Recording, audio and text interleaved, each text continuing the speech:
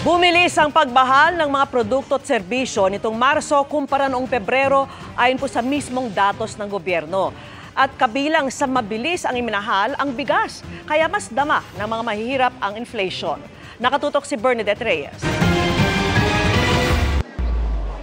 Bumilis ang pagmahal ng mga bilihin at serbisyo nitong Marso ng 3.7%, mas mabilis kaysa noong Pebrero. Pero mas ramdam yan ang pinakamahihirap sa bansa o bottom 30%. Mas tinamaan kasi ng pagmahal ng bilihin ng mga produktong mas ginugugulan ng budget ng mahihirap tulad ng bigas. Kung sa mga rehiyon naman, pinakamabilis ang 5% na pagmahal ng bilihin sa BARMM. Pinakamabagal ang inflation sa Ilocos Region. Kabilang sa nag-ambag sa inflation sa buong bansa, ang pagmahal ng pork, sibuyas at lalo ng bigas. Nagmahal ang bigas ng 24.4% nitong Marso at halos abutan ng all-time high na pagmahal ng bigas noong February 2009. Paliwanag ng DA, mukhang mabilis ang minahal dahil kinukumpara sa panahong hindi pa sumisipa ang presyo ng bigas. Ang expectation it will actually increase strongly hanggang mga July because of base effect.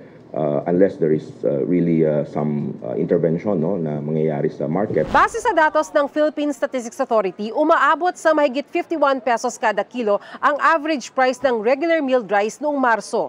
Nasa mahigit 56 pesos kada kilo naman ang well-milled rice. Pero kung pagbabasihan ng pinakahuling tala ng Department of Agriculture ngayong Abril, may mabibili ng 48 pesos kada kilo na regular at well-milled rice. Pero tila hindi makakaagapay ang supply ng murang bigas sa demand tulad sa Commonwealth Market. Sold out na po kasi mas mabili po yun kaysa kumpara po sa mga ibang bigas po.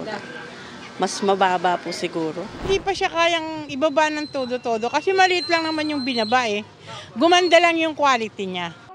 Ipinagmalaki rin ng Agriculture Department ang stable daw na presyo ng bigas na naglalaro sa halos 50 pesos kada kilo. Simula pa noong Enero ay unti-unti na siyang bumababa. Meron na tayong nakikita 47, 48, 49 pesos pero yung prevailing natin nasa 49.50. Pero sabi ng ilang suki, hindi kasama dyan ang mas masarap na bigas. Yung tag 62, masarap talaga yun. Pero kulang sa amin yung isa't kalahati. Kaya ang binibili namin yung tag 55.